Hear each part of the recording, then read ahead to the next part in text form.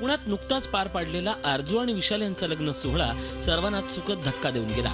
आटपाडीसारख्या ग्रामीण भागातल्या आरजू तांबोळी या मुस्लिम तरुणीची पिंपळ गावातल्या विशाल पोखरकर याच्याशी पुण्यामध्ये ओळख झाली। ओळखीचं मैत्रीमध्ये आणि मैत्रीचं प्रेमात रूपांतर झालं आणि धर्माचा उगाच बाऊ न करता या दोघा सुशिक्षितांनी आपल्या समजूतदार पालकांच्या संमतीनं लग्नही केलं। पती म्हणून स्वीकार करते।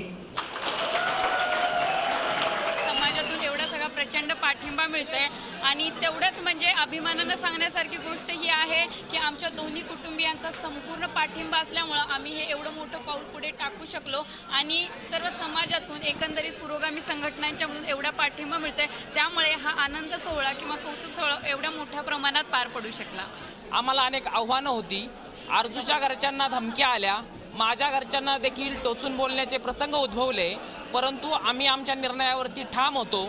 फक्त आम्हाला आमच्या घरच्यांना सातत्यानं पाठबळ द्यावं लागलं, आम्हाला आमच्या घरच्यांना सातत्यानं धीर द्यावा लागला आणि त्यामुळं हा विवाह या ठिकाणी सुरळीतपणे पार पडला आहे। अर्थात आरजू आणि विशाल हे दोघे आणि त्यांच्या कुटुंबियांनीही आपल्या नातेवाईकांच्या शेरेबाजी आणि धमक्याचा धीटाईनं सामना केला। अतिशय बुद्धीनं अभ्यास केला, सेल्स टॅक्स ऑफिसर झाले, याचं मला खूप कौतुक आहे आणि त्यांनी विशालशी लग्न केले याबद्दल सुद्धा खूप कौतुक आहे। त्यानं चांगला मुलगा निवडला। हे लग्न म्हणजे आजच्या काळामधले एक फार मोठा संदेश आहे। ज्या पद्धतीने धार्मिक तेढ वाढलेले आहेत त्या तेढाला दिलेलं एक फार मोठं उत्तर आहे आणि लग्न म्हटलं की आपण खरं म्हणजे दोन कुटुंबांचे एकत्रित येणं असतं। या दोघांनी मिळून दोन धर्मांना एकत्र आणण्याचा प्रयत्न केलेला आहे। पुण्यातल्या टिंगरे नगर इथं त्यांचा सहजीवन आरंभ सोहळा नुकताच पार पडला। विशेष म्हणजे हिंदू किंवा मुस्लिम धर्माचा कोणताही विधी न करता नोंदणी पद्धतीनं हा विवाह सोहळा संपन्न झाला।